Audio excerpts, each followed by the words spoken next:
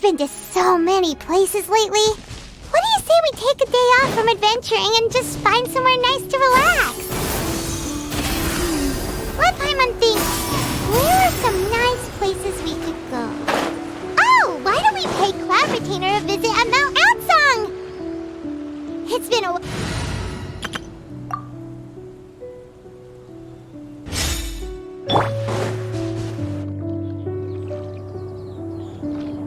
Here we are, right outside our place. Do you still remember the first time we came here? We even brought offerings and everything. And when we told her that Rex Lapis had been assassinated, she immediately threatened to squash Liyue Harbor. Paimon thought she'd be impossible to get along with. But now that we've spent some more time together, she's really not like that at all.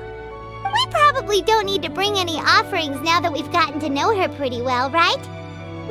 Still, Paimon's got some snacks around here somewhere, so if she really wants something, we can just use that. Huh? Traveler, did something catch your eye? Whoa, what a pretty lady! Is she also here to visit Cloud Retainer? Yeah, you're right. All it takes is one look and you can tell she's someone special. As expected of that bird lady, really. She must have a whole bunch of Adepti friends from all over the country. Okay, but if we're both friends of Cloud Retainer, then we're basically friends by association, right? Want to go up to her and say hello?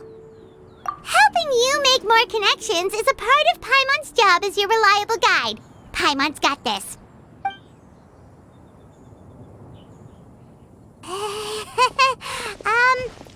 Hello?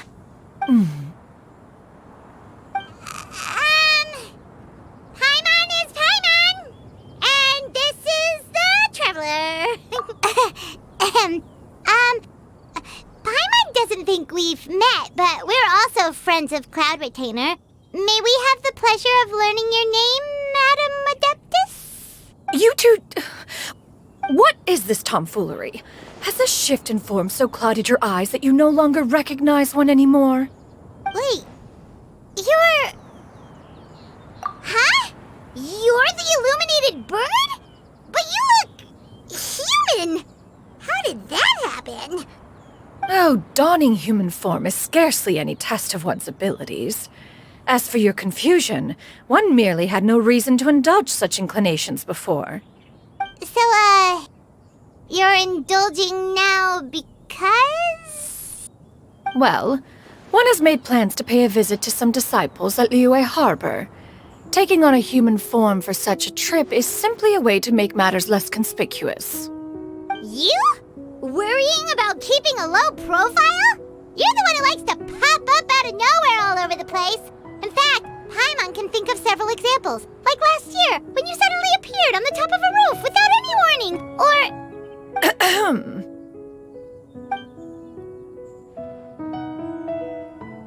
Hey, didn't we agree not to bring that up unless she asked? Oh?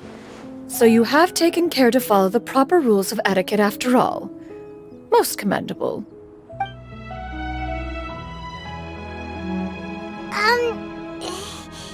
Well, this is all Paimon's got. You don't mind, right? One has never found oneself lacking in basic comforts. On the contrary, it is the gesture that one values above all else. So long as you've shown proper respect and consideration, the quantity or quality of the gift is but a trivial matter. That kinda makes Paimon feel a little guilty for trying to keep them for herself. Anyway, where were we before you reminded Paimon about the gifts? Ah, right. So by disciples, you must mean Ganyu and Shenhe. It's also been a while since we last saw them. Maybe we can come too. One planned to extend the invitation even if you had not raised the matter yourself. Shenhe and Ganyu should be quite pleased to see you again. However, one would first inquire as to the reason behind your visit here. You have cause to seek one's company? Yeah, we just found ourselves missing you and wanted to see how you were doing. We were hoping you'd tell us one of your stories. Who knew we'd run into your human form while we were at it? Is that so? If there are no urgent matters at hand, then let us make haste for Liyue Harbor. Ganyu is likely still working at Yuehai Pavilion, so that shall be our first stop. Sounds great! Then let's all go to Liyue Harbor!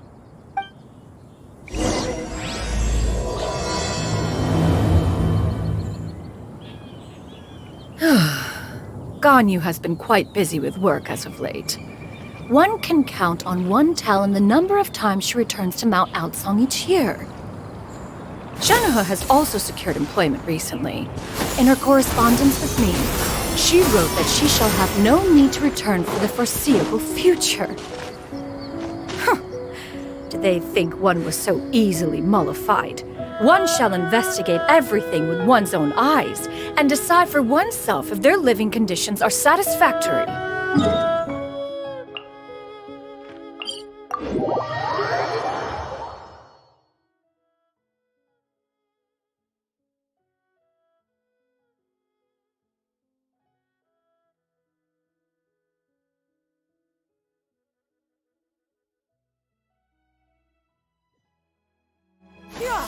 Skyward!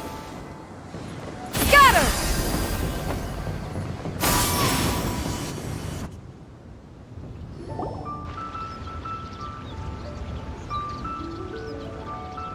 We're almost at Weihai Pavilion!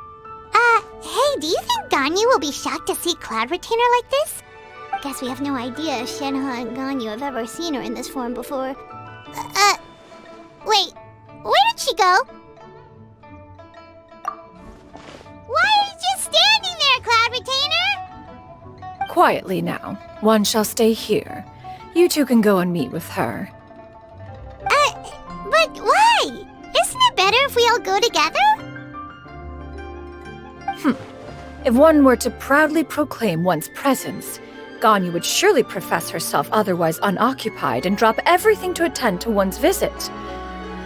One fears that would only result in her staying up all night to make up for lost time. One does not wish to trouble her. Conversing vicariously via you two shall suffice.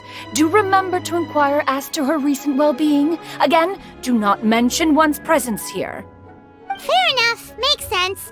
Alright then, we'll just pass on your regards and... Cloud Retainer? Oh, Oh, busted. Is that lady someone you know, Miss Ganyu? She is indeed. I'm sorry, Huixin, but could we delay the upcoming meeting for a little bit? I believe my schedule today is quite full. Although, perhaps I could move some work to later in the evening. Oh, not to worry, Miss Ganyu. I'll make the necessary arrangements right away. Thank you, Huixin.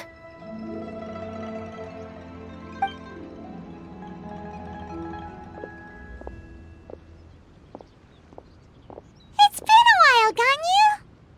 Greetings. What brings you here today? And Cloud Retainer, too.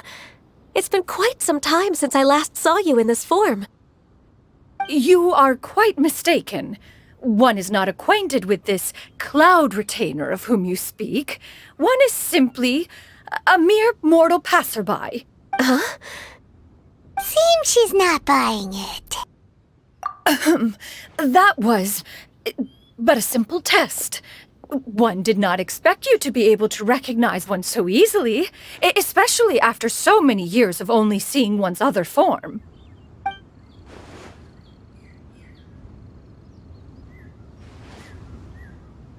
But recognizing you is, my responsibility as your disciple. An apt observation. One was simply passing by while attending to some important business. One thought it would only be fitting to pay you a visit while in the area. Wait, Paimon wasn't aware of any important... Cloud Retainer's right! We've still got something super important to do, so we can't stay here for too long today. Oh, is that so? But it's been so long since we last saw each other.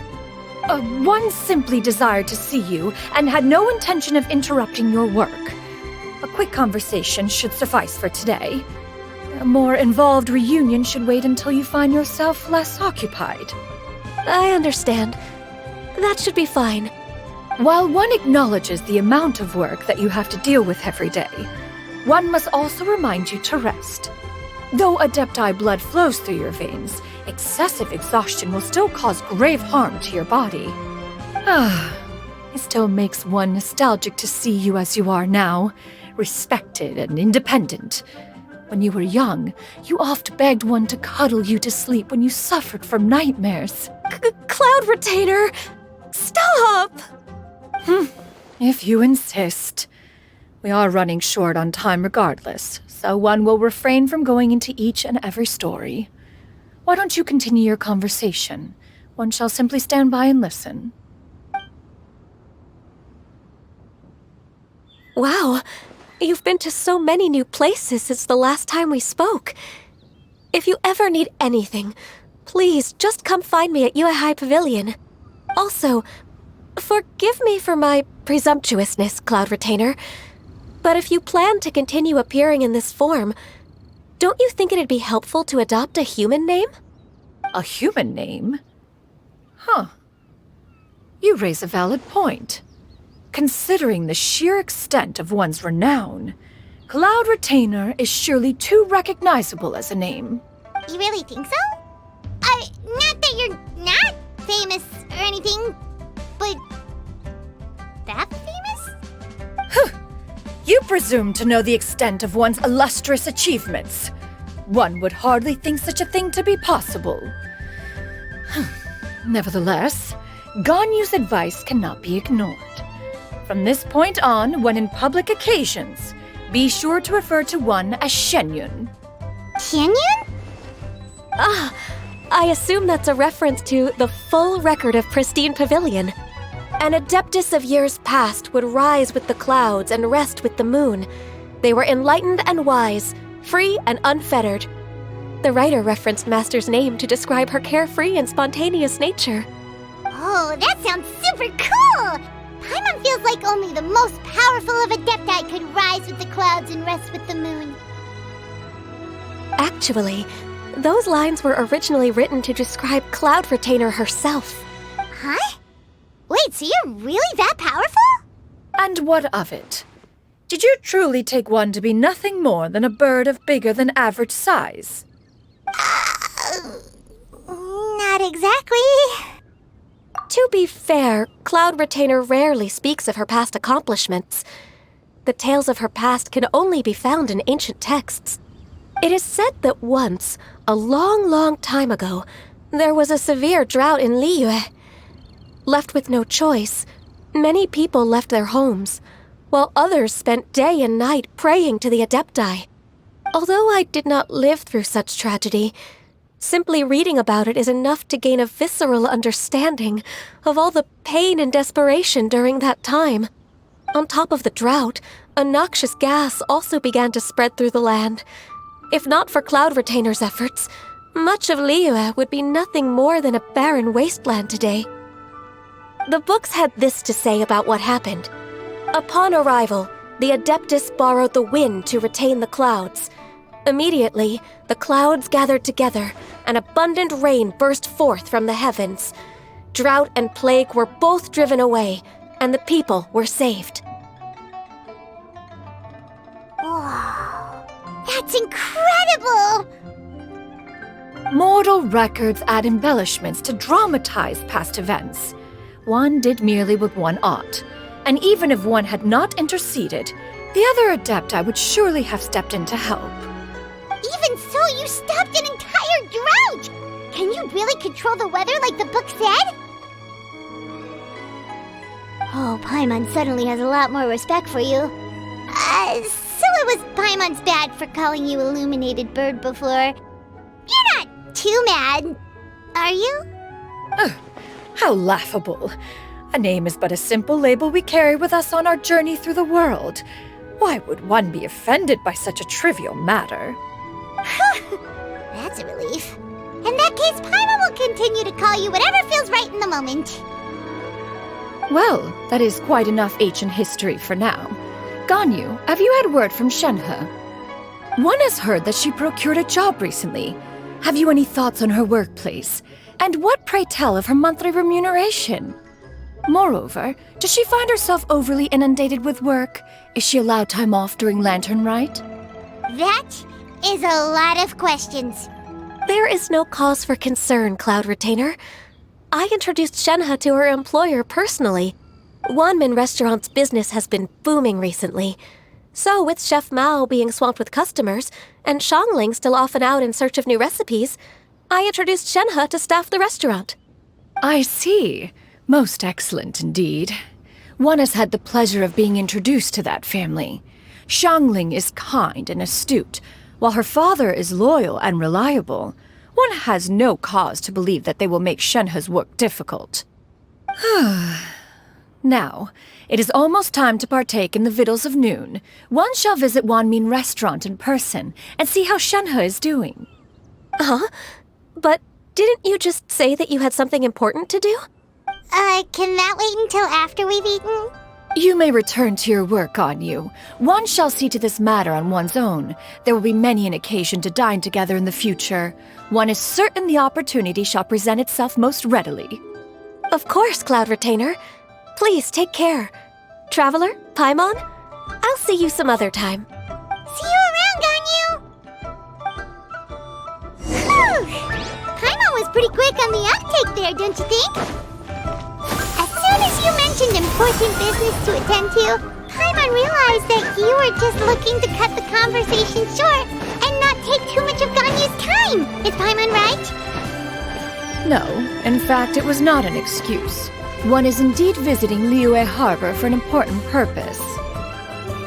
Wait, for real?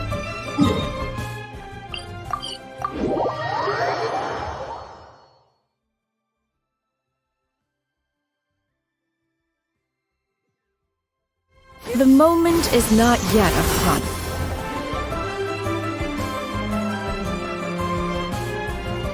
You get what I'm saying, right?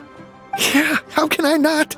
Not even fine food is enough to distract from the presence of a fine lady, eh? Oh, I'm far more interested in getting her details than ordering any dishes. Hey, how about you ask her? You do it. No. I think you should. Wait, she's coming. What can I get for you today? Greetings, miss. I was just wondering if you'd be willing to... What would you like to order? 2 servings of Mora meat to go. Good chat. Bye.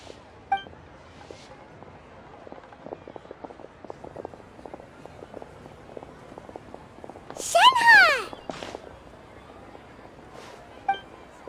Welcome. It's been a while. May I take your order? Don't welcome us as guests and greet us as old friends in the same line. It's weird. Mm-hmm. Oh, and this is? This is Miss Xianyun. Master? Huh?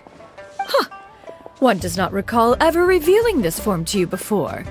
How were you able to ascertain one's true identity with such ease? I've trained and lived with Master for more than 10 years. I would recognize you no matter what form you take. You... Is something the matter, Master? Hardly. One simply learned of your employment from your letter and came to check on your well-being. And check out the great food, too! Indeed. It's almost lunchtime.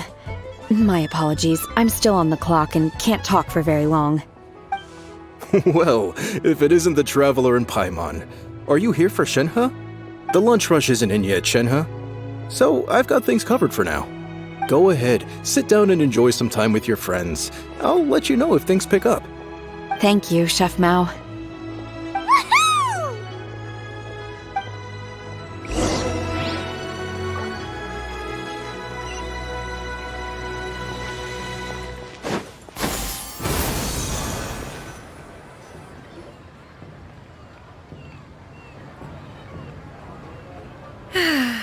It is just as one expected.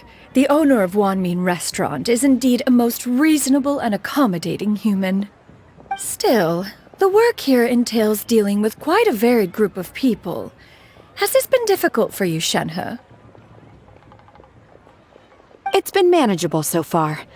I sometimes run into strange people, but I have figured out a way to deal with them. Seems like you've been making progress. So by dealing with them, you mean... First, I try to talk sense into them. If that doesn't work, I threaten them with violence. At this point, they usually decide they are in favor of a civil conversation. How should Paimon put this? Oh, a sensible plan. One is gladdened to see you integrate so well into human society. And you, Master? How have you been? Simply marvelous. Though Mount Outsong has scarcely enjoyed your presence recently, one has hardly found the pleasure of one's own company to be lacking. I see. Oh, just as expected of Master. I have missed Master quite a bit too. Even though work has been busy lately, I've already had a conversation with Chef Mao about taking some time off soon to visit Master. Oh, you did? Do make note of such matters in your letters in the future. There's hardly a need to keep one in suspense. Whoa, her mood shot up just like that. By the way, Master, since you are in Liyue Harbor, have you had the chance to visit Ganyu? Indeed. She is similarly preoccupied with her work. There was time only to exchange a few simple pleasantries. Ganyu told us the story of Cloud Retainer's name. It was amazing. We never knew how powerful she was before. I see. In that case, allow me to also share a story about Master's past. Oh? Is that a problem, Master? I believe this to be a good topic of conversation. No, not a problem. One was simply caught off guard. But no matter. Please, proceed. One is most curious to see how much of one's own conversational prowess you possess. Master once participated in a race against Mooncarver. After Mooncarver lost, he insisted that Master's ability to fly gave her a natural edge in such a contest. In response, Master agreed to forego flying in return for being able to use one of her devices in the race. Mooncarver accepted, only to find Master with a brand new device on the day of the contest. Huh, what kind of device was it? It was a mechanical vehicle made out of iron. What was it called again? Oh, an electro-powered bicycle? Oh, you refer to the bicyclical Thunder Flashmobile. One spent 49 days conceptualizing and crafting it. It need only be infused with adeptal energy, and it can cover thousands of miles in one day. Oh, it boggles the mind why Mooncarver ever supposed he might best me in a contest of locomotion. Though he sprinted with all his might, he could barely keep up. Alas, the one flaw of my mechanism lay in its weakness against mountainous terrain. One was thwarted mere seconds from victory when it was thrown off course and failed to make it across the final stretch. Truly a most unfortunate turn of events. Anyway, do go on, Shenhe. Master, that was the end of that story. Is that so? With you gone, one has seldom felt the desire to call upon those old fossils for another contest. What is a race without spectators, after all? Have you been lonely, Master? Lonely? At one's age, entire human generations come and go in the blink of an eye. Even one's own self-directed musings can span several days and nights. 'Tis a most foreign sentiment. The mere mention of it is preposterous. What is the reason for that look upon your face? It's nothing. It's just... Well, Paimon gained a lot of respect for you after listening to that story of you summoning the rain and everything. But all it took was a few words out of your mouth and it's like you're back to being that illuminated bird again. I was just a little bit confused. Which one of the two is the real Cloud Retainer? To me, they are both, Master. One is the Master that's widely revered by the people, while the other is the Master that I respect and adore.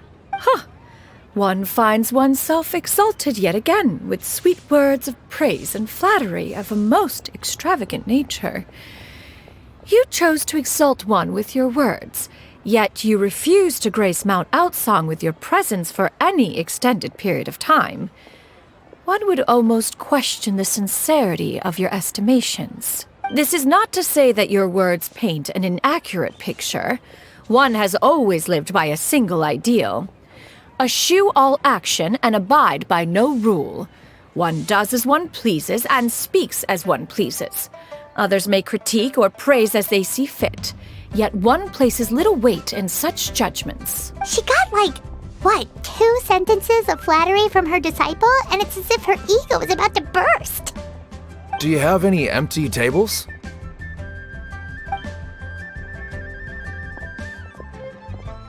Hey there, could we get another fish stew?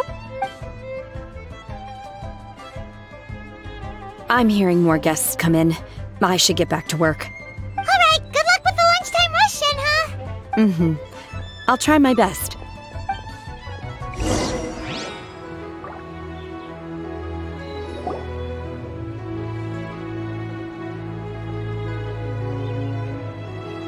So much yummy food! Paimon's gonna feast!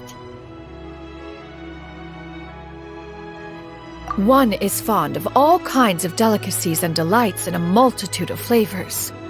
The dishes here demonstrate no shortage of culinary skill. Their unique flavor profile has left one more than satisfied. In fact, one has been struck by quite the fit of inspiration. One has already begun to conceptualize the next generation of supreme cuisine machines. Everything's so tasty! A bit too hot at times, but still super tasty. I'm sorry, miss, but our tables are full. Shall we try somewhere else, Granny? But it smells so delightful. Can we really not eat here? My poor legs can't go on for much longer. Well, you could always check with some of the other guests and see if anyone's happy to share a table. Okay, I'll ask around.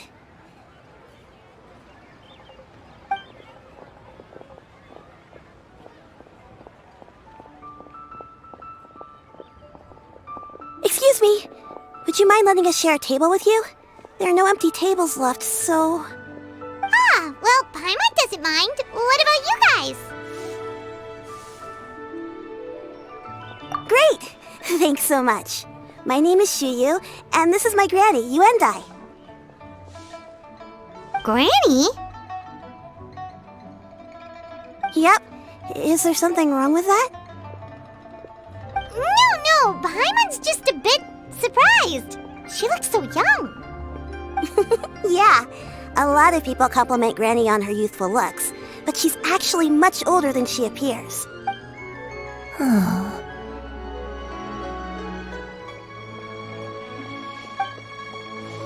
Granny, why don't you take a seat?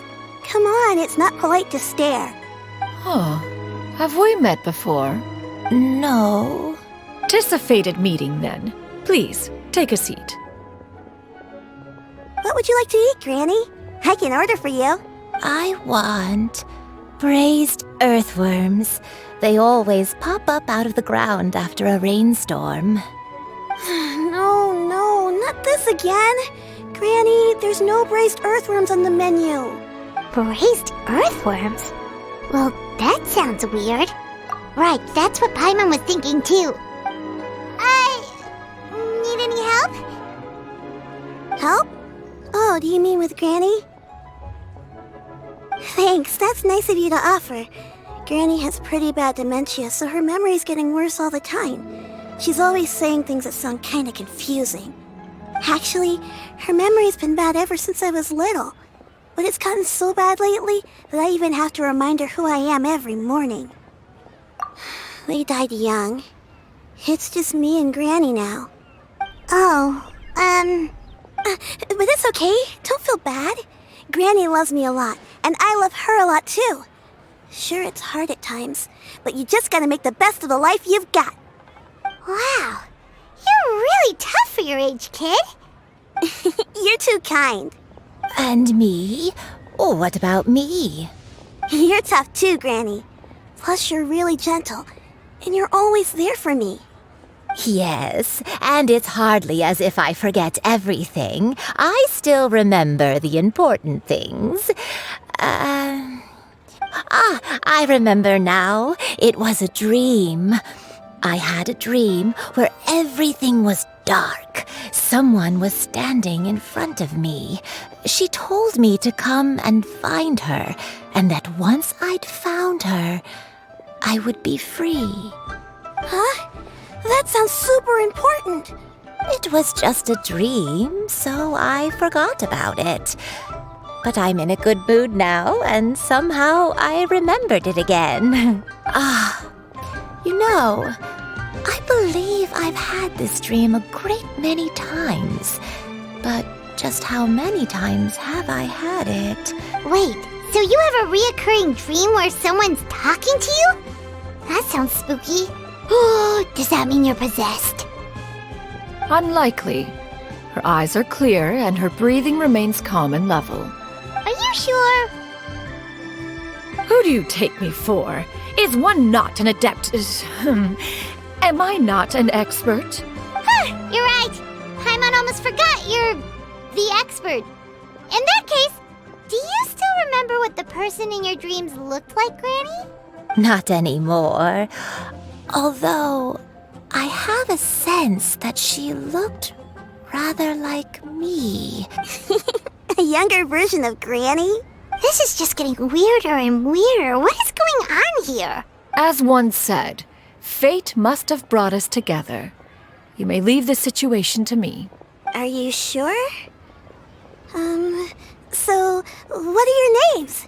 Paimon's Paimon. Just Xianyun is fine. Thank you all so much for offering to help.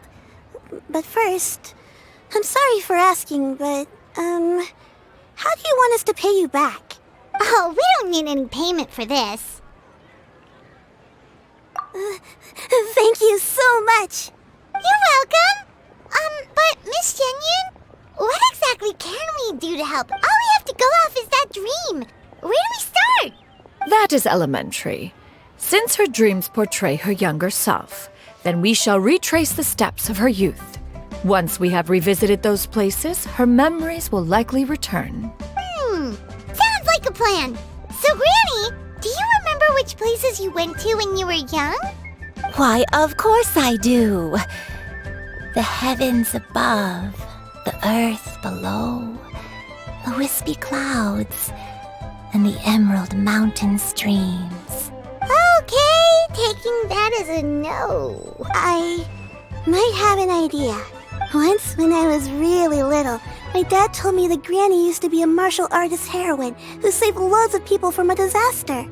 If it's true, then maybe they wrote about it in the history books or something. A martial arts heroine? Oh, Shinjo knows tons about Liyue's chivalric traditions. If anyone knows about the heroes of the past, it's him. Let's go find him at the Feiyun Commerce Guild. Are you leaving already? But I'm still hungry. I'll go order some food, Granny.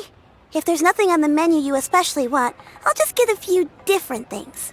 It seems we must part ways for now. The Traveler and Paimon are bound for the Feiyun Commerce Guild, while Yuendai and Shuyu shall remain here and partake of their lunch. As for myself, I have matters to discuss with Streetward Rambler. Streetward Rambler? Precisely. Let us meet at Yujing Terrace once you are ready. Everyone, please. Food is unbelievable. Where are you going, Granny? Don't you like the food? Fresh milk. I need to buy you some fresh milk. Milk? Why? You need to drink milk before eating, or the spicy food will make you cry. Hush, little one. Don't cry. Granny, you're forgetting things again. I'm not a little baby anymore. Wonderful. Oh, wonderful.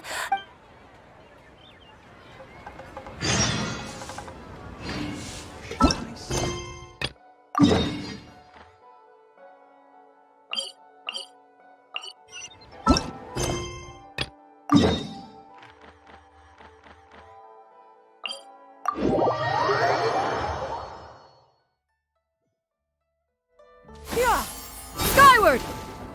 Scatter!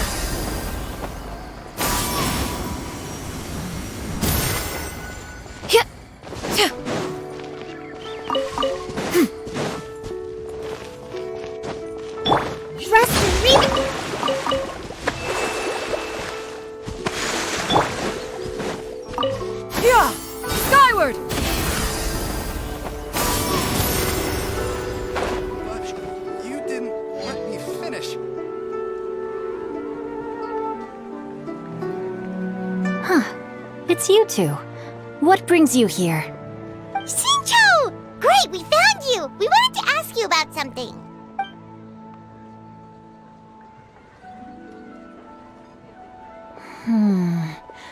That's not a whole lot of information to go off of. I can't pinpoint her identity from your description alone.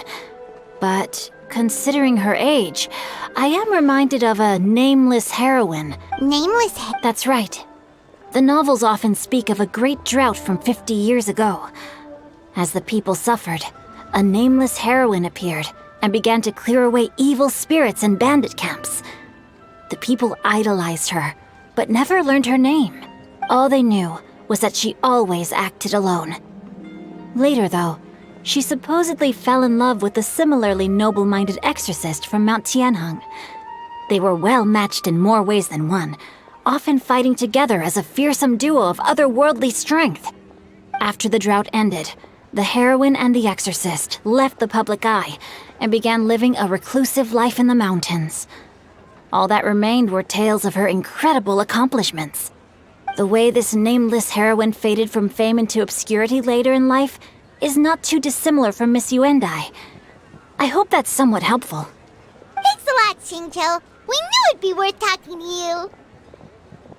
It's nothing at all. Just something I came across while reading. I did do a bit of extra research on her story. Well, Paimon still thinks that's super cool. Let me think.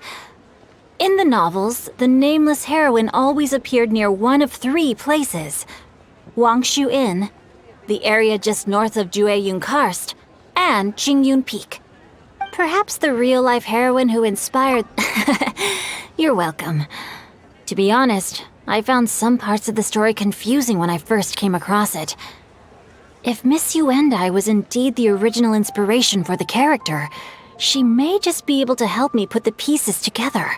It's rare for a chivalric hero to fade into obscurity during their lifetime, even after retiring from the public eye. But no one ever saw or heard from the nameless heroine again. There were even rumors that she became extremely ill. I've never understood why someone would go to such lengths to erase themselves from public memory. It's almost as if she was trying to hide from something. There's probably far more to the story than what's been written. We'll be sure to tell you if we manage to uncover the truth. That's a deal. Perhaps, behind the truth of it all, there lies a story more fantastical than any work of fiction. Paimon feels like we just learned so much from Xingqiu. A drought, a nameless heroine, a life of seclusion. Wait, why does the story sound super familiar? Oh, right! There's a drought in this story, too! Xingqiu, are droughts super common in Liyue or something? Well, they used to be. But people have long since developed methods to prevent them, like by cultivating the soil or digging canals. So while droughts do happen from time to time, they are rarely regarded as true disasters. The drought 50 years ago is probably one of the worst we've had in the last several centuries. The crops withered, the streams ran dry, and the monsters in the mountains became rabid and agitated. Countless caravans were attacked, and people who lost their homes came together to form bandit groups. What started as a natural disaster soon became a human tragedy as well. That sounds awful. Yeah, and that's exactly why the nameless heroine was so beloved. She must have been someone of true integrity, to do so much for the people while asking nothing in return. Still, as terrible as that drought was, it was nothing compared to the truly calamitous disasters that befell this land in ancient times. They say that back in those days, disasters were both more severe and more common. Only the strongest of Adepti could hope to dispel the ruin and devastation. Do you have any other questions? We're good for now. We're just going to head back and meet up with Miss Xianyun and the others again. Paimon hopes that Granny Yuendai will be able to remember more of her past. She used to be a great hero who saved many people. So sad that she can't recall any of it. Anyway, we'll be off now. See you some other time, Xingqiu. Thank you so much for your help. It's no problem at all. Safe travels.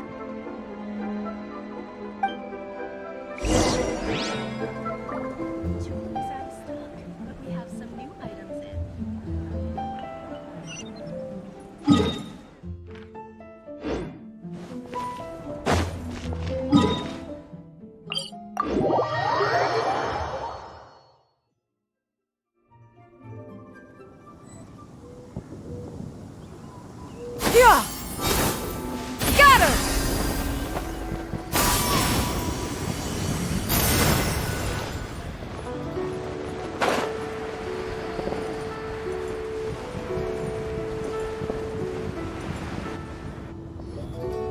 I have recorded the tune that you requested.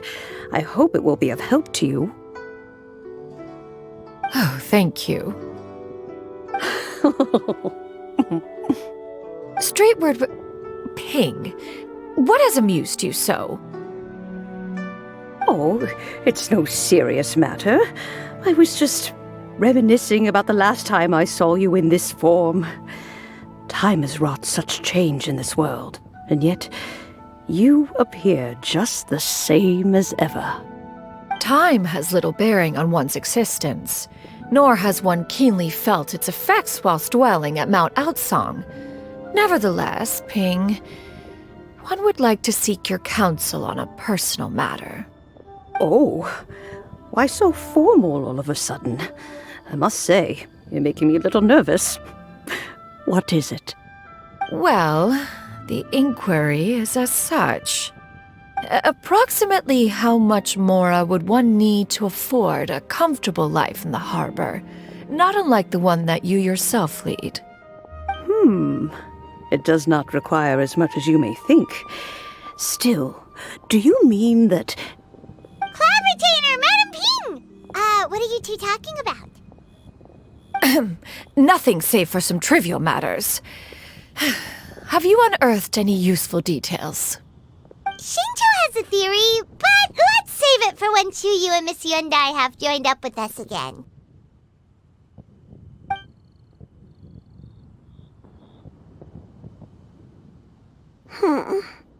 Do not be troubled, young lady.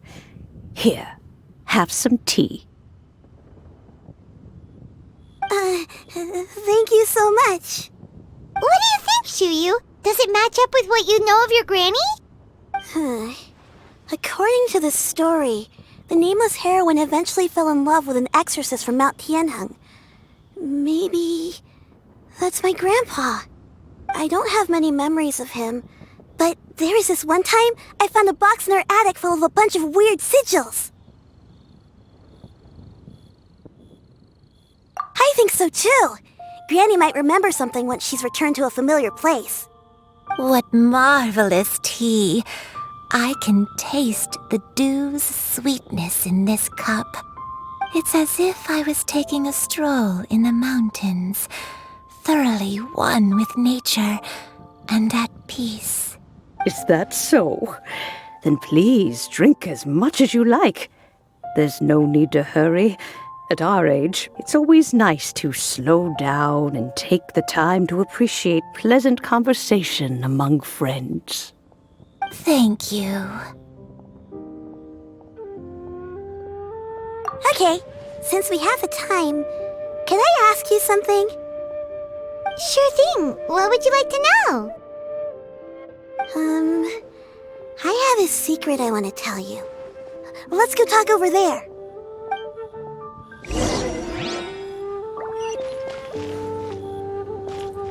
You can taste the sweetness of the dew? It's just a feeling. The sensation of stepping out into the mountains on a cool morning. It's a sense of calm and serenity. Got her! What's wrong, Chuyu? Well, I've been kind of meaning to ask ever since we started talking in the restaurant, but are you guys all adepti in disguise? Oh! About that. Well, you guys just seem super special. Plus, I think I might have heard Miss Xianyun call herself an adeptus. Must have been a slip of the tongue. Xianyun, since you were the one who, misspoke, maybe you can explain to Xiyu here what you really meant by that. One is indeed an Adeptus. Is that of some concern to you? Huh?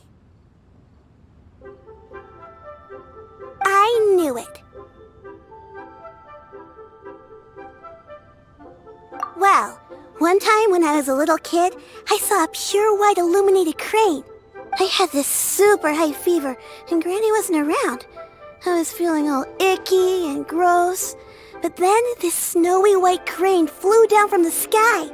She put me on her back and flew me to her cool Adeptus house and fed me some sort of magic potion. When I woke up, I was already back in my bed and my fever was gone. I really wanted to thank her, but I was too sleepy to stay awake, so I never got the chance. So, I just kind of wanted to ask if maybe any of you have ever met an Adeptus like that? A pure white illuminated crane? The only two we've ever met are blue and white and black and brown. Have you ever met one that's pure white, Cloud Retainer? Never has one met an Adeptus with such features. One surmises such a description is but a hyperbolic embellishment that oft results from narrative accounts. That's weird. Was it really just a dream then? Well, even if it was just in my head, it doesn't matter that much anyway. All I really want is to help Granny recover her memories. I'm really grateful for all your help. Leave it to us! Now that we know the 3 locations, we just need to visit them one by one. Let's go to Wangshu Inn first. Okay, I'll go get Granny.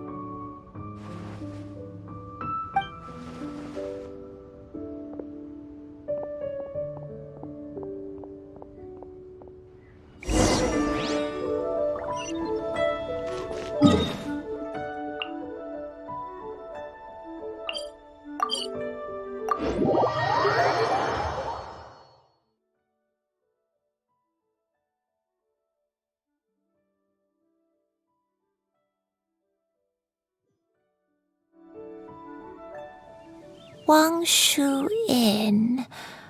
Wangshu Inn. Do you remember this place, Granny? Yes. The fish here is very delicious, and if you look out into the distance, you can always spot a bird that's been left behind by its flock. I believe I used to have a room here. It had a window. Yes, I spent a lot of time looking out that window. Which room was it again? Let me look. I'll come with.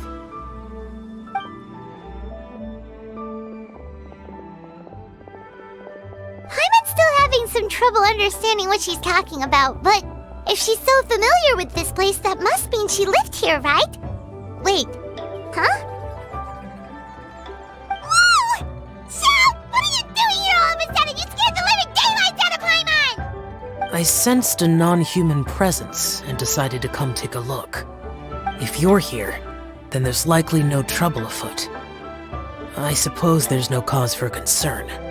It's been a while, Cloud Retainer. I see you have returned to your previous form. I have indeed.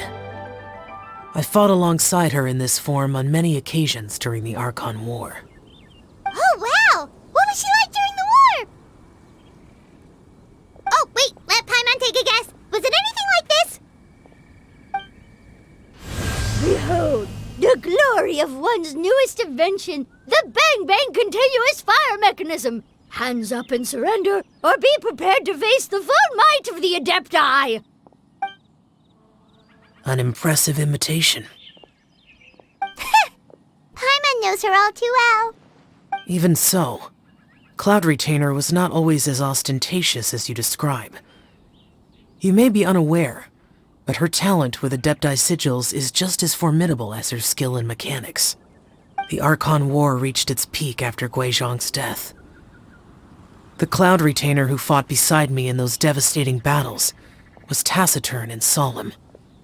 only speaking when she had to activate her sigils. A cloud retainer who barely talks? Paimon can't picture it. But what happened after that? If you were so powerful in your human form, why did you decide to take up your bird form again? Once one had bid farewell to the world of mortals, what use would one still have for such a shape? When dwelling between mountain and forest, away from the struggles and troubles of the mortal world, a mortal form is hardly the most fitting of choices. After the war, Cloud Retainer retired to Mount Outsong, only revealing herself to the occasional visitor, and always in her avian form. Although I do believe there was an occasion some 30-odd years ago when she decided to don her human form. I believe it was for the purpose of... One believes there is little need to relive bygone matters. Granny, are you okay? Back then, at this place, Perhaps this conversation should end here. I shall take my leave now. Should you encounter any trouble, you need only call my name. However, given that you are traveling with Cloud Retainer, I trust you are in good hands. Everyone! I think Granny is finally beginning to remember her past. Slowly now, calm your mind and recount what has been recalled.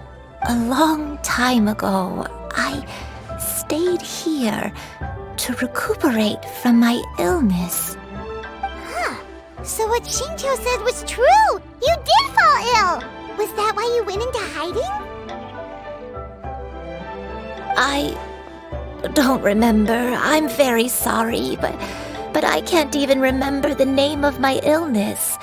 The only thing I can remember is that it took a great toll on me, and there was no cure for it. I was confined to my room in Wangshu Inn, where I spent many days unconscious. I'd come to every once in a while and stare at the migrating birds outside the window. It was a solemn sight.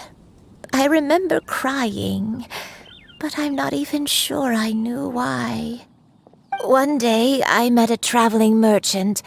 Upon hearing of my illness, he sold me a bottle of soul-revitalizing tea pills. He told me that the pills were concocted using Adepti blood and could be used to alleviate my symptoms. Sure enough, I made a full recovery. My illness remained dormant for several decades after that. Wait, but if your illness remained dormant for several decades, are you saying that what you're going through now is just a relapse of what happened all those years ago? And it was all thanks to the pills that you managed to keep the symptoms in check? Paimon's brain kinda hurts. Do you remember anything else? I'm sorry, I don't. Oh, if only I wasn't so useless. Hey, you're not useless. You've done so much for me. Watched me grow up. Raised me. How could you say that about yourself? Oh, fret not, dear child. Granny was just a bit frustrated. That's all. The recovery of a person's memories is a gradual process. Finding pieces of one's past is always superior to not finding anything at all. Let us make haste to the next location. Next location. Next location. Oh, why don't we go to the area north of Dwayunkars next?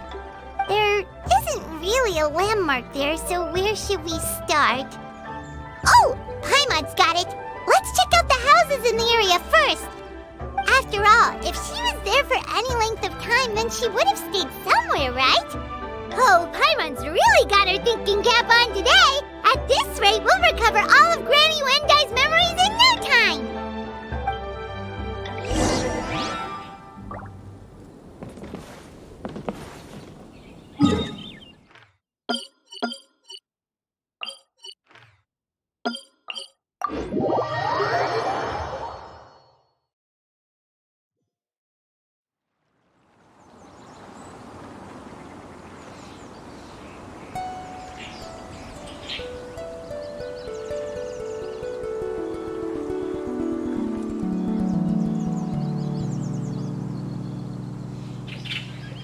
The secrets of the mechanical arts are too profound to convey in a few simple words. Oh, but why must the listener grow weary whenever I begin to divulge them?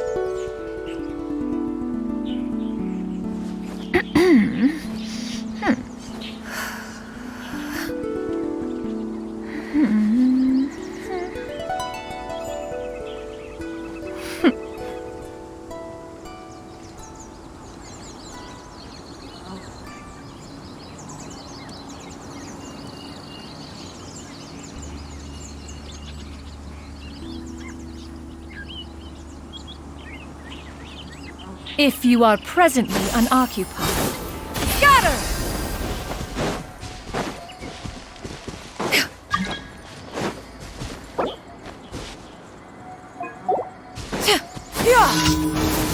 Scatter! Hold the line! Hey! Speed of light! Hey! Yeah!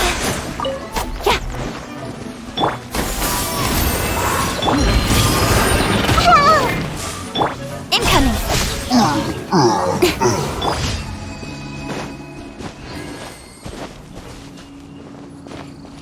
Whoa!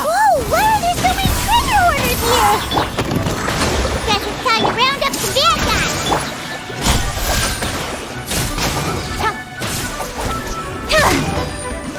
A hunter becomes. Do you remember anything about this place, Granny Wendai? Let me think. I feel like I've been here before, but I don't think I stayed here too long. I might have just rested here briefly before continuing on my way. Got it. That's okay. There are still plenty of other places we can check. Wait a second. If I remember correctly, I believe I brought... Ah, yes. I brought some sweet snacks with me. Go on, take some. You need to eat a lot if you want to grow big and strong. Oh, thank you! Then Paimon will help us out. Don't wait!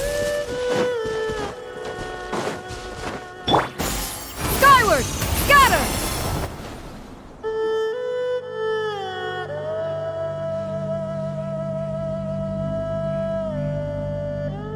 Paimon sees an abandoned house! Why don't we take a break over there? This place... it's...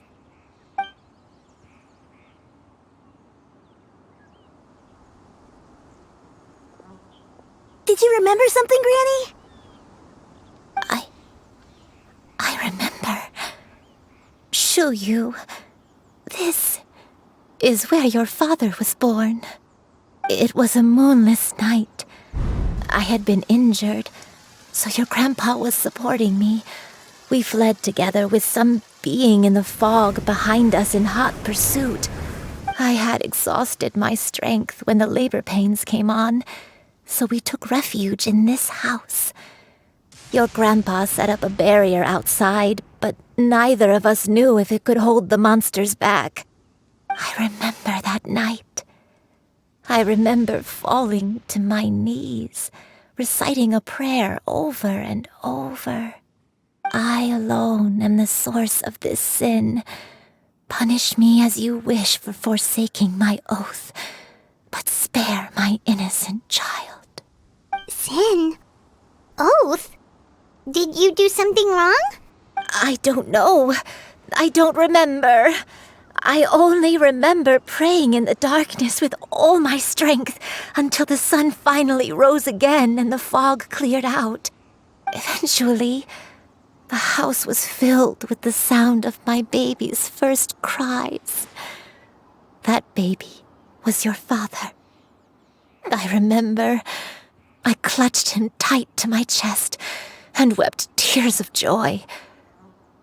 It was the first time I'd ever felt such happiness in my life. My dad? He was my pride and joy, and so are you, Xianyun. You're so much like, but you're always going to be different from me. Why? Just what did I do? I don't care what you might have done, Granny. You'll always be the person I love more than anything. You're too sweet, Xianyun. I'm lucky to have you with me. If not for you, I would not have had the courage to come here. All right, let's not stand around any longer. There's one place left, yes? Let's go take a look. If one recalls correctly, the next place should be Xianyun Peak. Yuandai, how fares your health? I may be a bit slow, but I'll do my best to keep up. I'm sorry to keep everyone waiting. Climb on.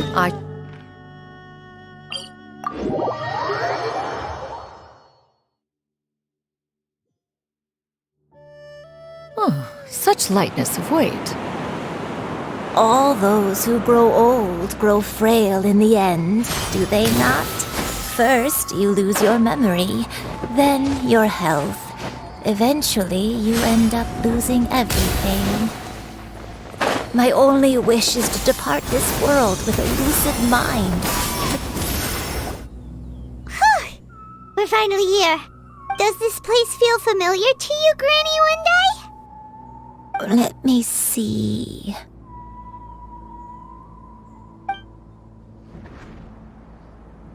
How strange. Have I lived here before? When we were at Wangshu Inn and the abandoned house earlier, though I couldn't remember everything, I still felt a sense of familiarity. I could easily picture myself in those places. But here, I don't have that feeling. Perhaps I did come here in the past, but it just didn't leave a strong impression on me. But did the stories get it wrong then? Yeah, that's true. But they're also the only thing we have to go off of. Paimon was hoping this place would jog Granny Yuandai's memory just like the others. I'm sorry to disappoint you too. It's all right. We're not going to give up yet. We'll figure something else out. Just you wait. Thank you. If only I could remember. Huh? That way. What's that mountain? Oh, let Paimon look! Huh? Isn't that Mount Outsong? Looks like we've come full circle. Mount Outsong. Mount Outsong. Granny, are you okay? Don't push yourself, Granny. It's okay if you can't remember. You shouldn't do something that makes you sad. Mount Outsong, Mount Outsong holds some familiarity to you? It does, but I can't go back. Are you feeling unwell? My head, it feels all heavy and dizzy. What is wrong with me? Cloud, Miss Xianyun, is there anything you can do? Let us go to Mount Outsong. But... Fret not, all will be well. You and I, you have already given more than enough to the pursuit of this endeavor. You may leave the rest to me. I've prepared something that can aid you in suppressing the fear in your heart and restoring your lost memories. It currently resides at Mount Outsong. Wait, really? I never leave anything to chance. All will reveal itself when we arrive.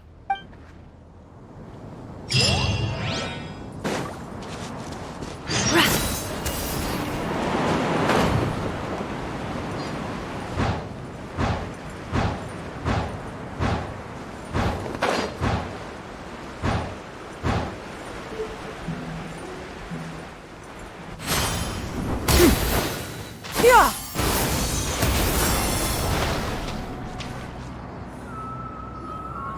Come on, just tell Paimon already. What's this thing you've prepared? Here, this is it. Huh? But isn't this the mechanism that you were tinkering with when we first got here? Oh, is it another invention of yours? Precisely. A recent one at that. I am most pleased with the result. I call it the Suspensus Somnium mechanism. It periodically releases a soft breeze, which when paired with a gentle adeptal tune, can help the listener subconsciously relax and even enter a semi-hypnotic state. Soothing agitation and anxiety, relieving exhaustion and insomnia, its potential uses are numerous indeed. And of course, it can also aid in the recovery of lost memories. Whoa, what a cool gadget! But if you had it all along, why did you keep it to yourself until just now? We could have come to Mount Outsong right off the bat and saved time on a lot of floating.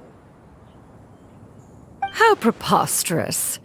Had Yuendai not recalled much of her past through her own efforts, the device would have nothing to draw upon. We Adepti can only help those who first resolve to help themselves. Had she lacked such determination and strength of character, one would have little to offer in way of assistance. Paimon thinks she gets it now. Hey, what's that other thing? As previously mentioned, a gentle adeptal tune is required to take full advantage of the mechanism. One secured such a tune from Streetward Rambler. Only with her melodies can the mechanism reach its peak power.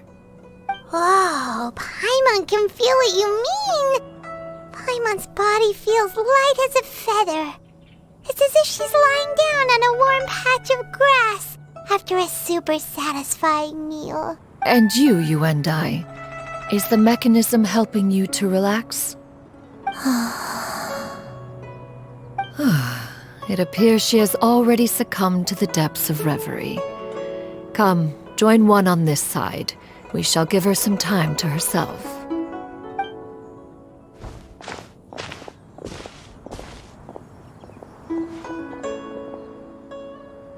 The drought is over. But why do you look like you want to cry? The potion. It's nearly run its course. I've never regretted meeting you. Not even for a second. Please. Please, no.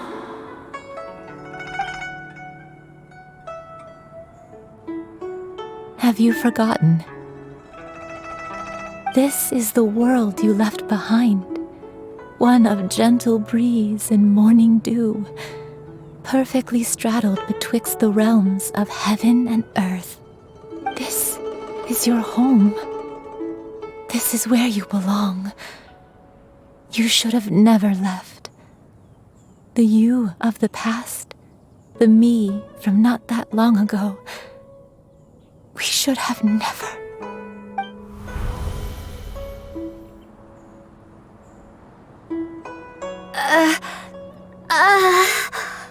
So that is the truth. No wonder this place is so familiar. Granny! Granny, are you okay? Cloud Retainer. Your memories have returned? Wait, did you just call her by her full name? Does that mean you already knew each other? Yes. I now remember everything. Everything. Granny, please don't cry.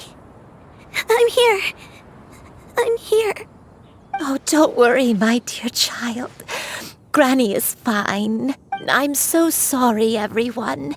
You've gone to so much trouble on my behalf. It's all come back to me now. The most important thing that I had forgotten was the truth of what I once was. One can sense the guilt that now plagues your conscience. Reclaiming a truth long buried is sure to come with a myriad of complex emotions. Perhaps one should recount the story on your behalf while you compose yourself. No, it's okay. Now that I've remembered, I must face my memories head on. Shuyu, everyone, I cannot thank you enough for all your help. I'm ready to tell you my story, if you're willing to listen. Please, Granny, don't force yourself. What happened in the past doesn't matter. I love you more than anything. Nothing you say can change that. I know, dear child. My feelings for you are exactly the same. It is for this reason that you deserve to know the truth. Some time ago, I made a terrible mistake. One for which I could never atone. Is this the sin that you mentioned in Xianyun Karst? What happened? I am, in truth, not a human being. My real form, one that I held for centuries, was that of a wild crane.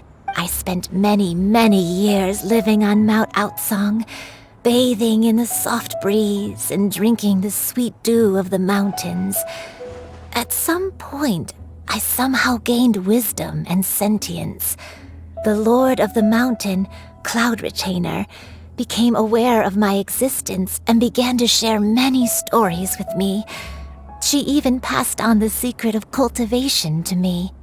Though she never took me on as a formal disciple, I always saw her as my master. Whenever she took out her tools to work on mechanisms or new inventions, I would also stand next to her and watch. I even contemplated completing my training and becoming an adeptus in my own right.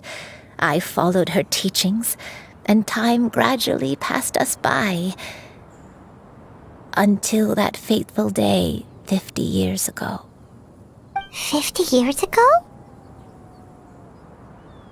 That's right. Master regaled me with many stories of her past deeds.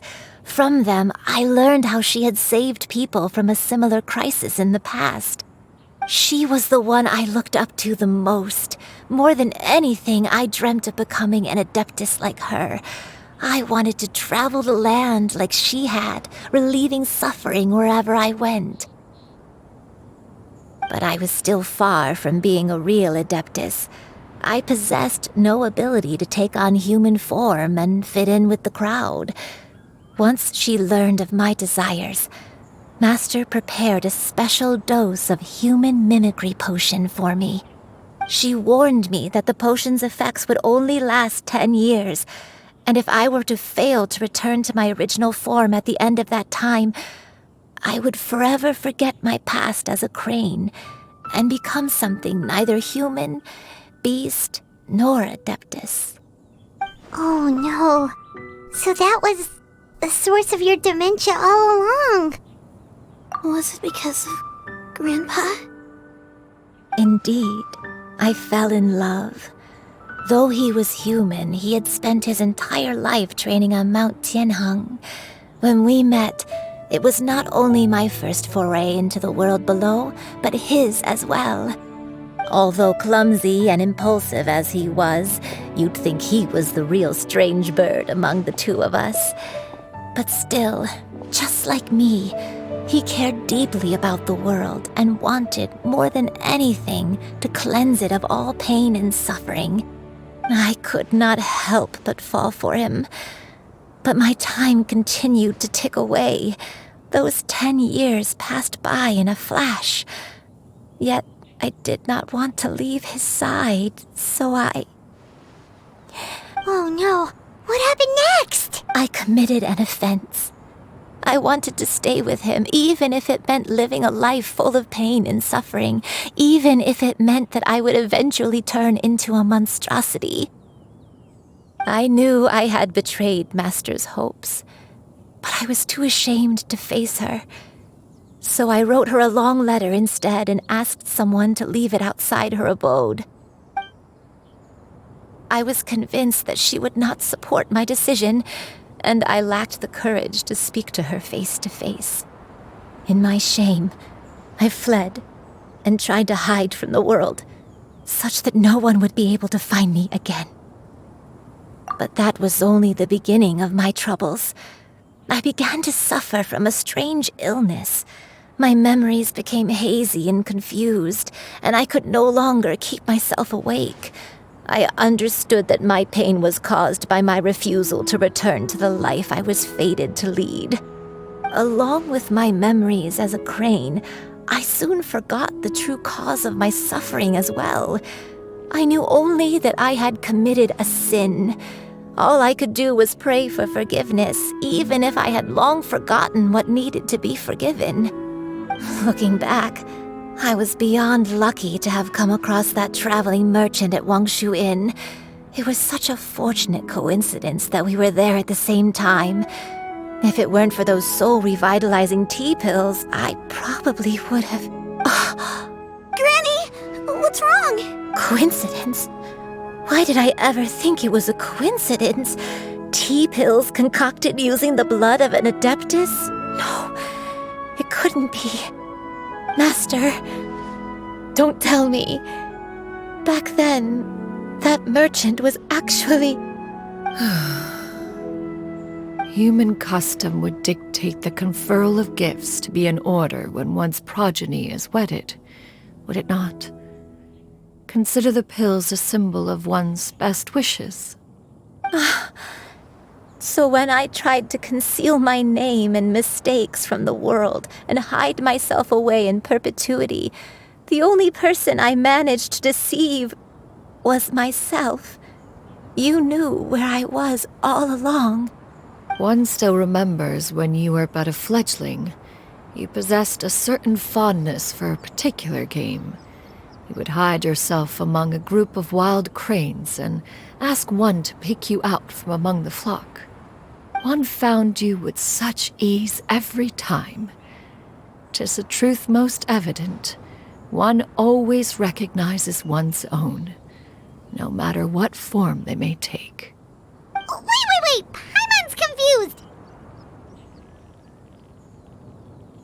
So, Cloud Retainer, you found Yuendai again? But how? When? And what happened after that? Perhaps it is now time for one to recount the rest of the tale.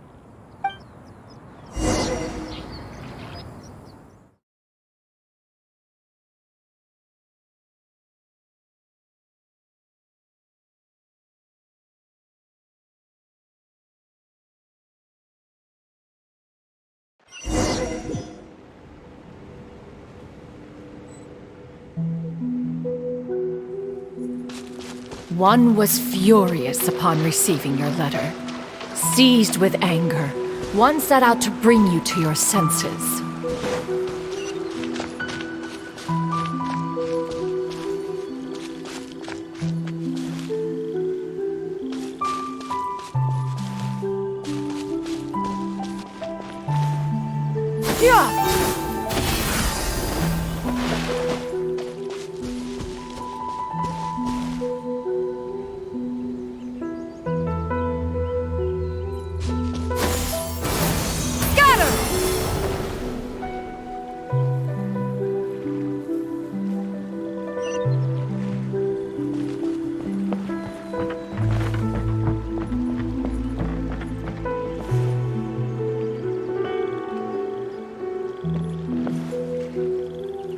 In truth, one had more than a few misgivings about your chosen partner. As an exorcist, his talent was lacking. One could hardly say his skill with sigils was any better. But soon, one came to appreciate the devotion he bestowed upon you during your illness. He never uttered a complaint and rarely left your side. Unwilling to begrudge someone of such character, one decided to overlook his aforementioned deficiencies, glaring though they may have been. Wishing to grant you a life without regrets, one gathered many divine ingredients and used one's own blood to create a form of medicine. Though imperfect, it managed to suppress the more dire effects of your illness. As for how to deliver the medicine, after much contemplation, one eventually decided to perform the deed oneself. One took great care to alter one's features and select the appropriate attire. Only after meticulous scrutiny did one finally set out for Wangshu Inn.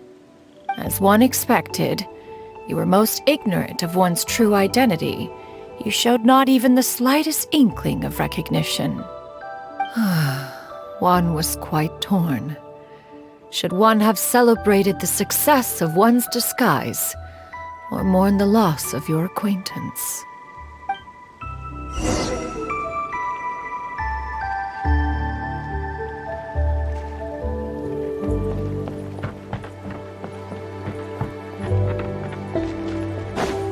Yeah! Scatter!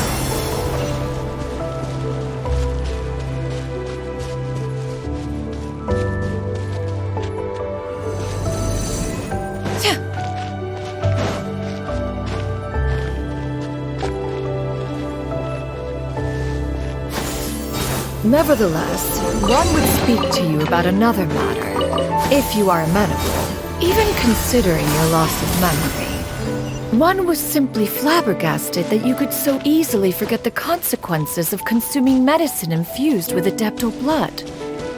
Its proclivity to attract monsters is hardly that complicated of a concept to remember. To think that you tried to travel while weak from sickness and heavy with child.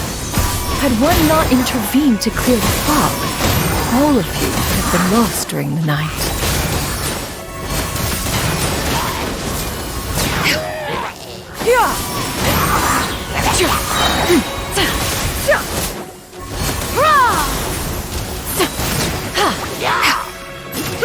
Make way for the Adeptus!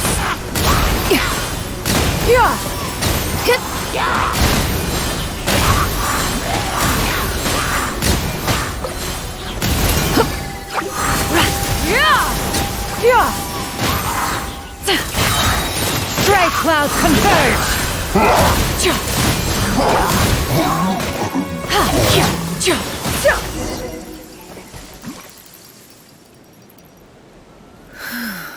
Those monsters would hardly have pursued you with such ferocity without sufficient incentive. They were likely incited by the presence of godly remains. Said godly remains, in turn, were likely drawn to the trace of one scent on your body. One was, after all, an active participant in the Archon War. Some of the gods were likely shattered by contraptions of one's very making. In the end, one was relieved to see you endure through the night. At the break of dawn, one heard an infant's cry pierce through the air, and one saw you carefully cradle the child to your chest. Although certain mortal matters remain foreign to me, one could not help but be moved by your joy. To see you happy, that was more than enough.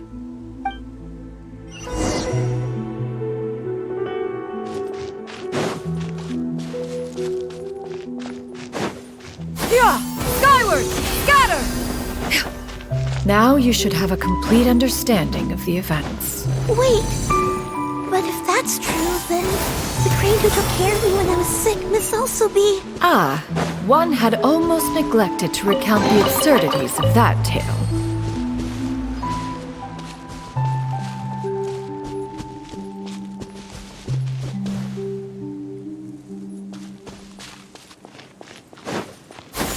Skyward!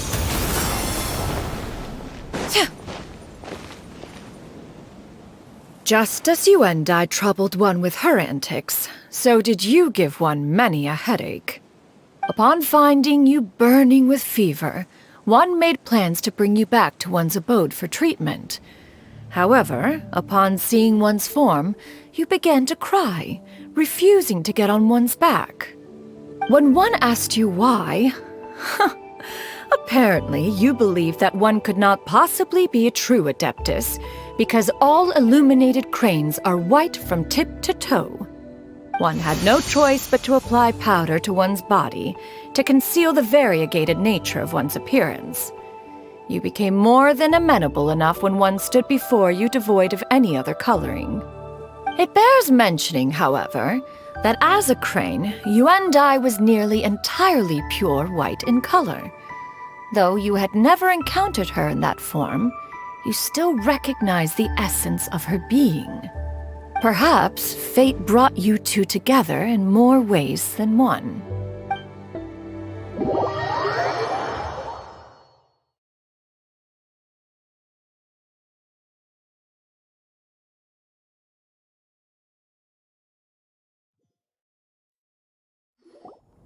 Now all has been revealed. One owes you an apology, Yuandai. One recognized you upon your very entrance into Wanmin restaurant. One has always viewed you as a disciple of equal standing with Ganyu and Shenhe. Indeed, one wished to bring your story to a satisfactory end with this visit to Liyue Harbor. Still, one could not reveal your identity right away. Had one simply informed you of all you had lost, all those cherished memories would merely have become the fictionalized account of another. Memories are most meaningful when recalled by those who lived through them. Would you not agree? Even if the process was painful and arduous to experience. Have you any further inquiries? Master, I must ask. If you found me all those years ago, why did you leave me be, even though you knew about my mistake? Why did you not bring me back to Mount Outsong by force? One has never regarded your action as a mistake. It was a simple choice, nothing more. When it is time for one's progeny to leave the nest, it is the responsibility of an elder to let them fly free. Yet, when your wings grow weary and the night grows dark, just know that you always have a place to which to return. 'Tis a refuge referred to by many a name in mortal writing. Home, nest, haven. Whatever its denomination may be, its essence remains quite unchanged. One speaks, of course, of a place not unlike one's own abode.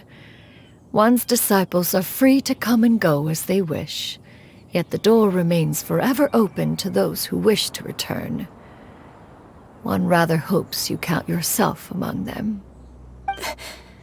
Thank you. Thank you so much.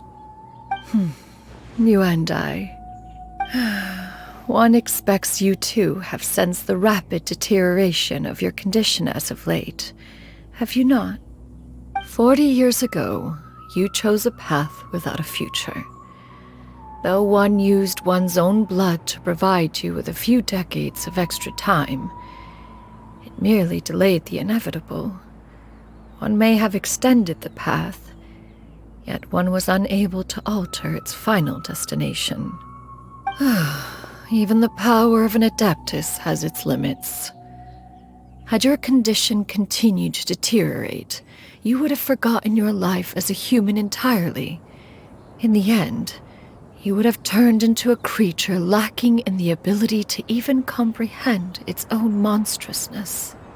Fortunately, you were able to avoid that scenario by reclaiming your memories. Though one sped the process along by providing some guidance, the result is entirely a reflection of your own effort. So, what's gonna happen to Granny? One will help her reclaim her original form as a wild crane. If it be fated, she may recover her sentience one day. She's gotta go back to being a regular crane, huh? Master, you've already done more than enough for me. I don't know how I could possibly repay your kindness. This is a better result than I could have ever hoped for. How much time do I have left? Not long. The transformation is imminent. Granny? Please don't leave, okay? You're all I have left. Please. Don't be sad, dear child. Granny has led a wonderful life. Don't forget to eat well, okay? A growing young lady like yourself needs lots of good food to grow big and strong. Promise Granny you'll take good care of yourself when I'm I promise, Granny. Good girl. Good girl. Don't worry. It's not goodbye forever. Granny's gonna become the most formidable crane in all of Mount Outsong. Granny will train day and night. I won't stop until I can turn into a human without having to rely on anything but my own power. When that day comes, we'll be able to live together again. You and I. How's that sound? Good. That's a good girl. Even though we won't see each other for a little while, as long as we both work hard, we're sure to meet again someday. I'll eat well, Granny. I promise. And I'll wait for you, no matter how long it takes. I'll wait for you to come back. That's a good girl.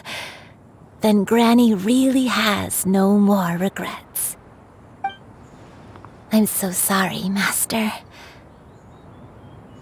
Thank you for everything.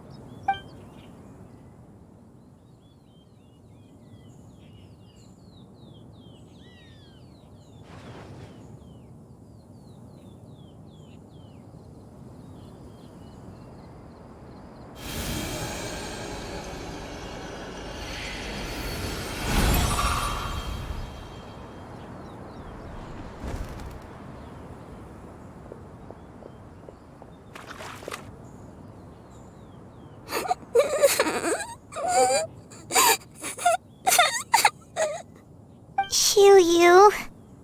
Let her be.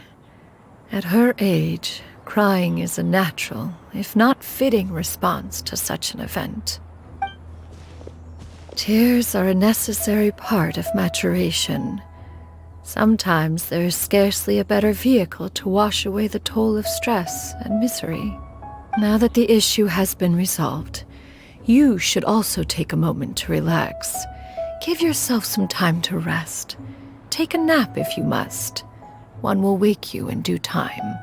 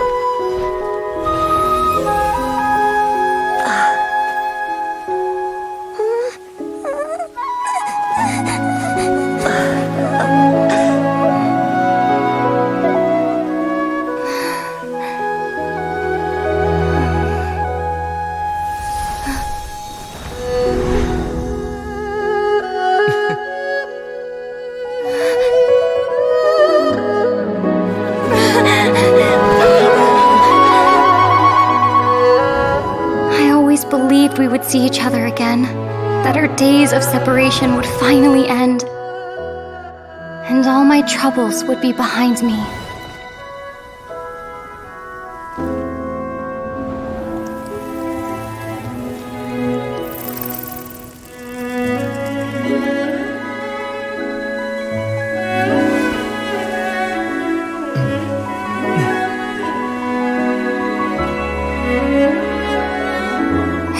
Things could stay this way forever.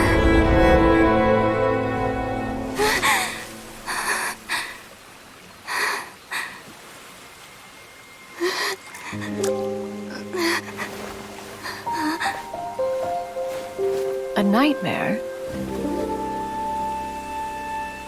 Curious. If you're relaxed, shouldn't your dreams be pleasant? It was a good dream. It's just... You weren't ready to wake up.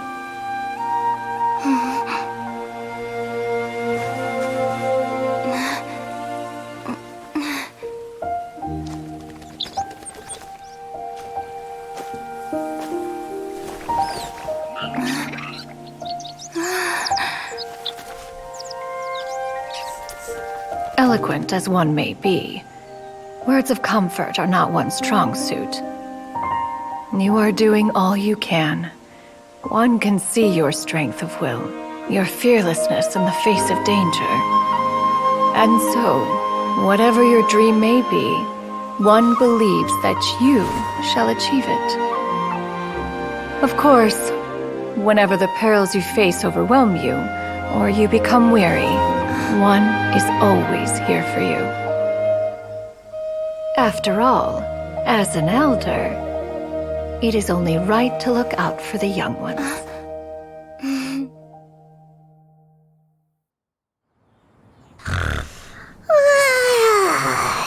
Grilled chicken drumsticks. Huh?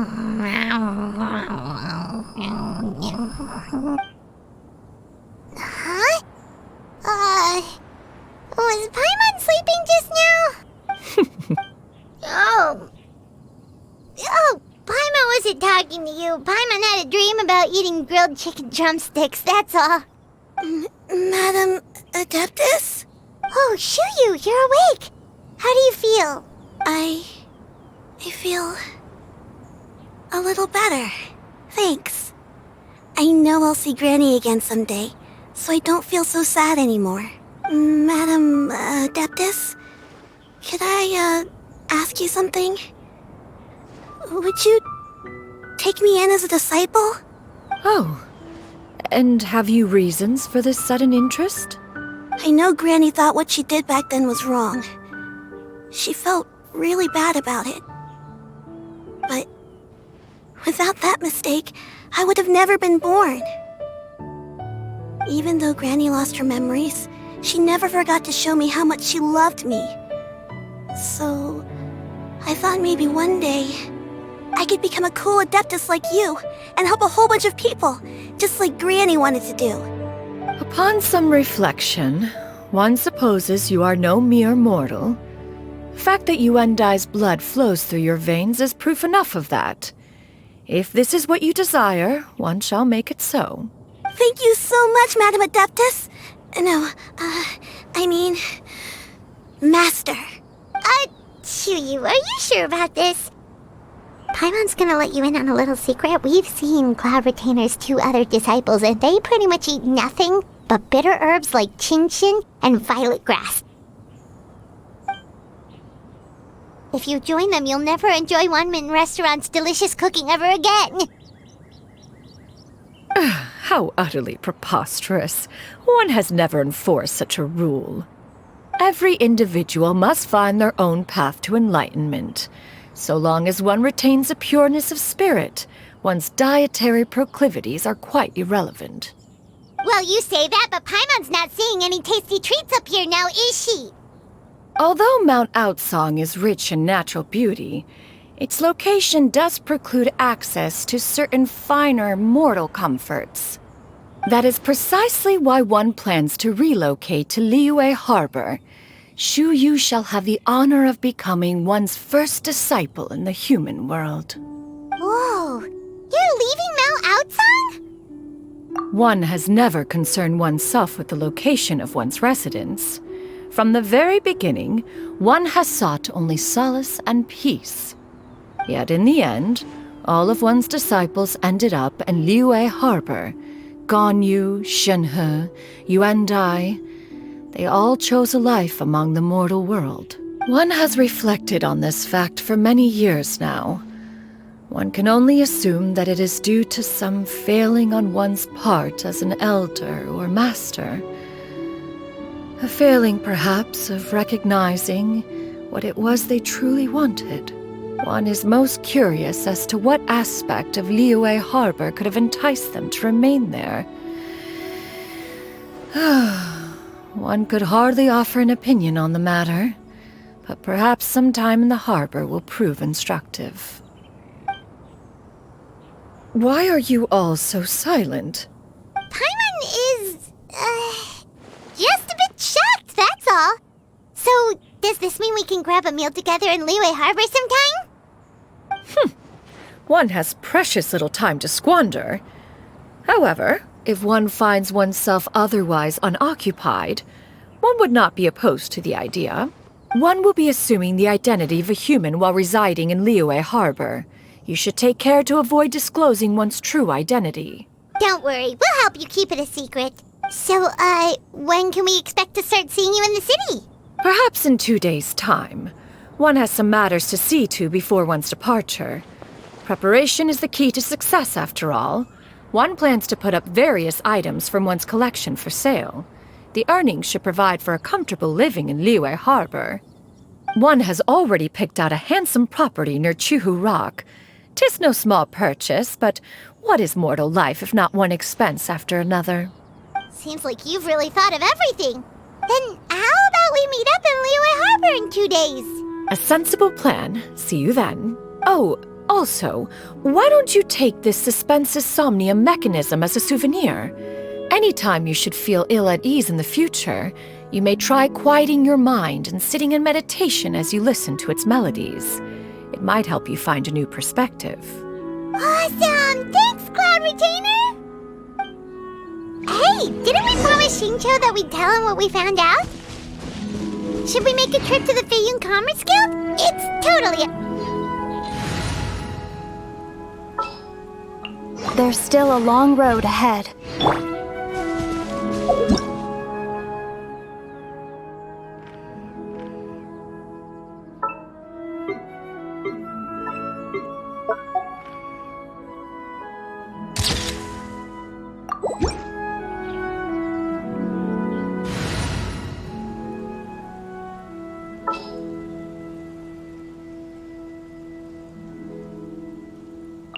We'll need a strategy. So, about your move to Liyue Harbor, you gonna tell the other Adepti about it? I have left an explanatory note in my abode.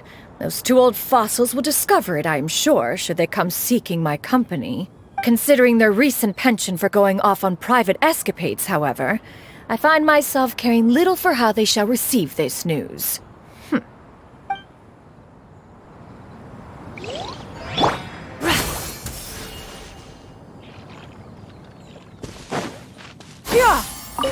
By the way, Xianyun, we have a friend who helped us learn a lot of information about your granny.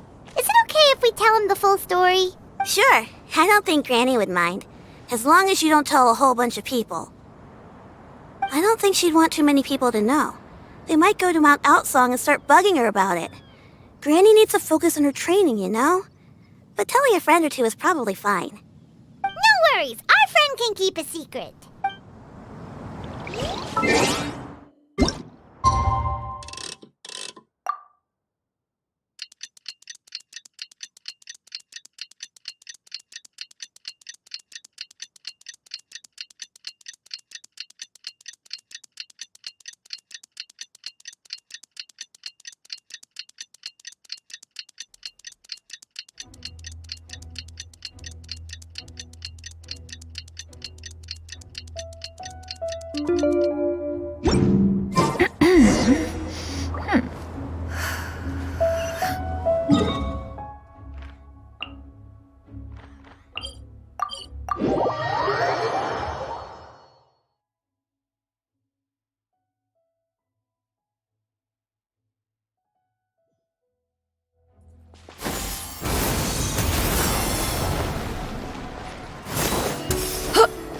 Speed of light! Your concerns are excessive and unfounded.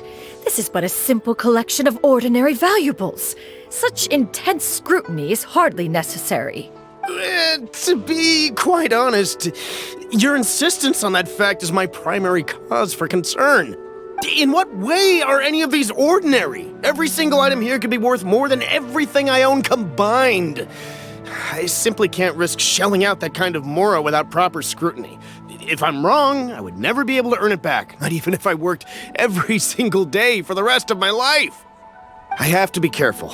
Yes, you can never be too careful. We're here, Cloud. Miss Xianyun, what are you guys arguing about? Ah, perfect timing. This ignoramus is questioning the authenticity of my wares. I'll have you know, these items have remained untouched in my personal collection for several hundred years. To question their legitimacy is pure folly. Several hundred years? Indeed. They're family heirlooms, you see, passed down over many generations, as families are wont to do.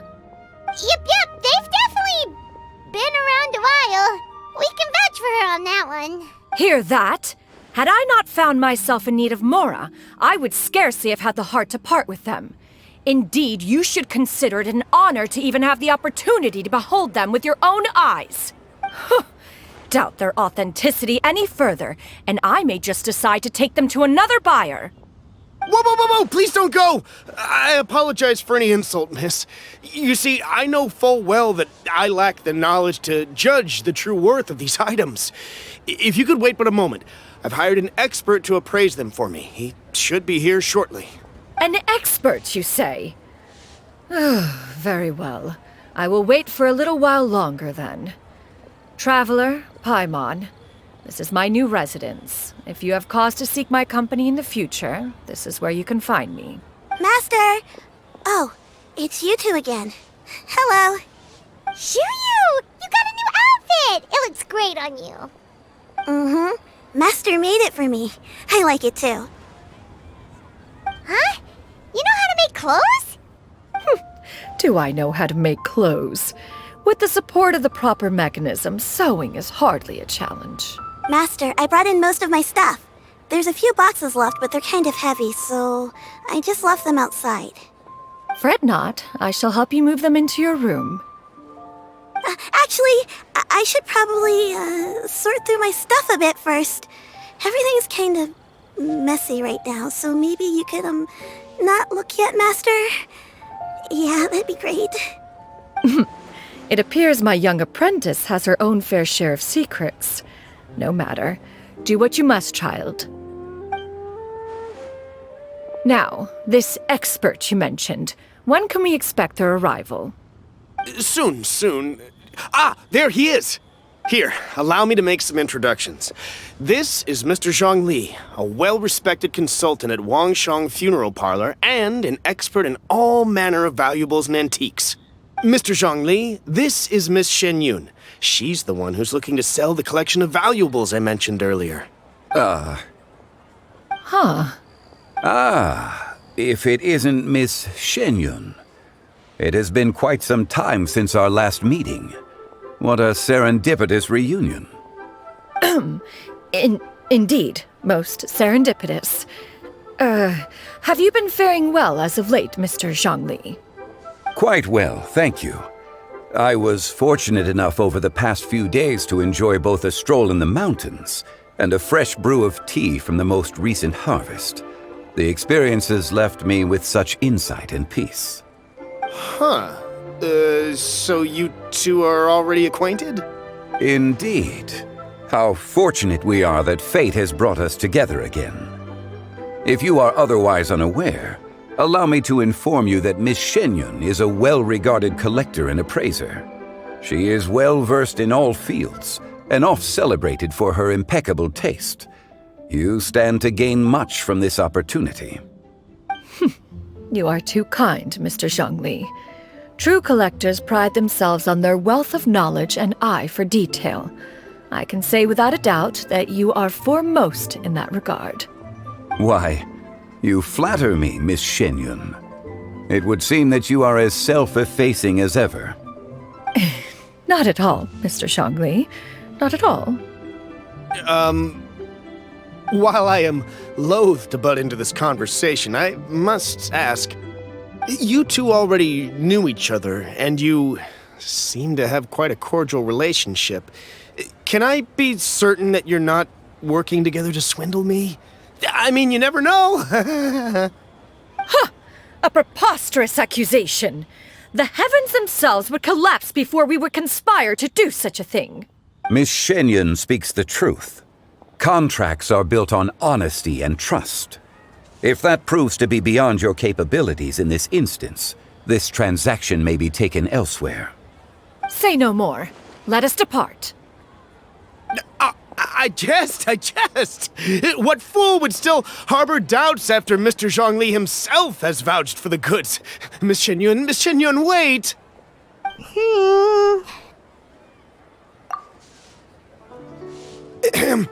I deeply apologize for doubting you. So, Mr. Zhongli, could you please give me a final verdict on the value of these items? There is no cause for concern. They are indeed rare and precious valuables.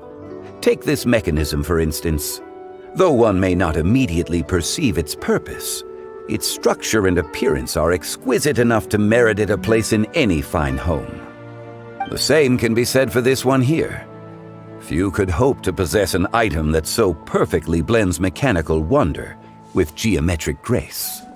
I am sure you have heard from your travels that the study of mechanisms is among the most wondrous arts in this world. With that in mind, I earnestly recommend procuring every last item in this collection. All right. Since I hired you as my consultant, Mr. Zhongli, I shall, of course, trust your good opinion. Then, in that case, Miss Xianyun, I'll take the lot. However, since the final sum is quite large, how about we start with an initial deposit through the Northland Bank? The Northland Bank? Huh. Oh, you refer to the fiduciary house. Oh, very well. I fear people only use the term bank nowadays. In that case, I'll be off for now. I'll return to collect the goods once you've received the funds.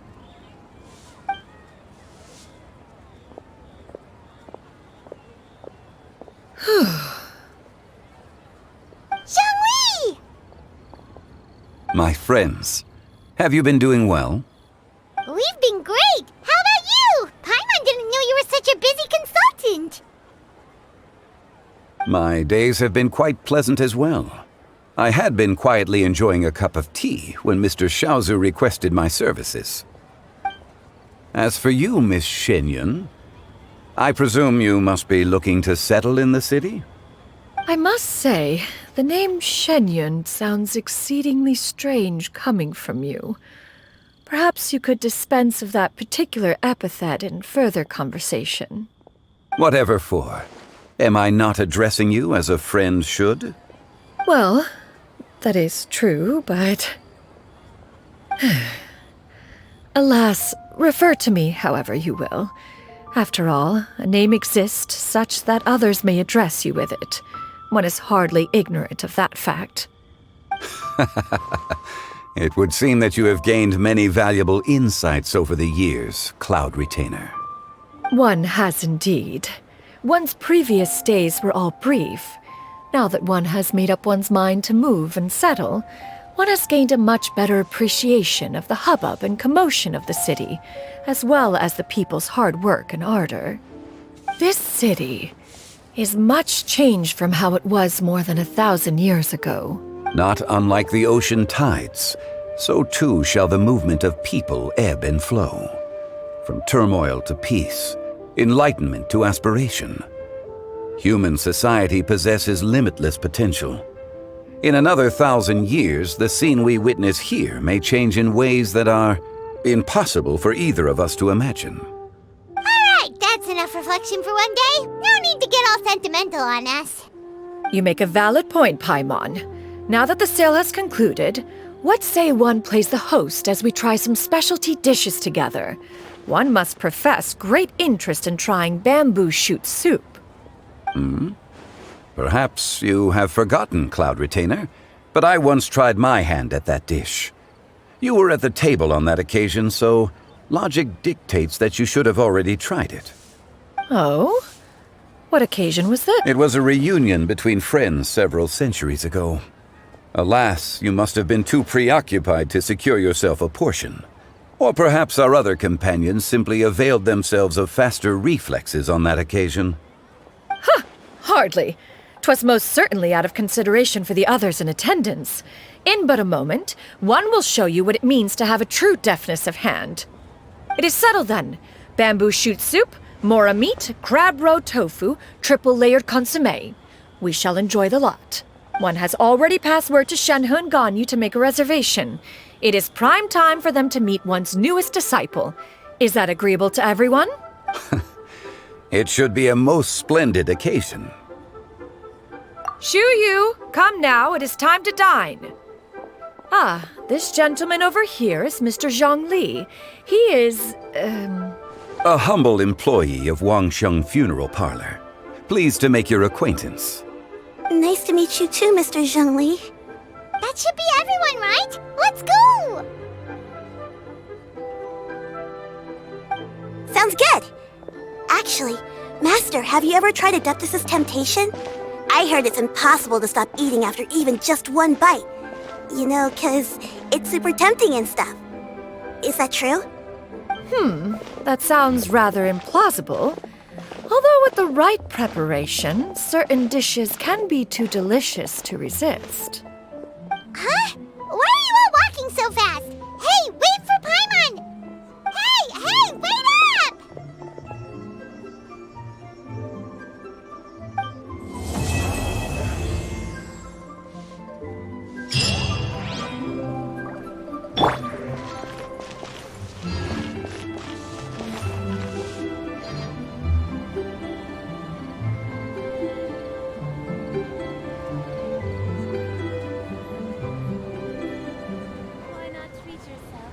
Adventurer,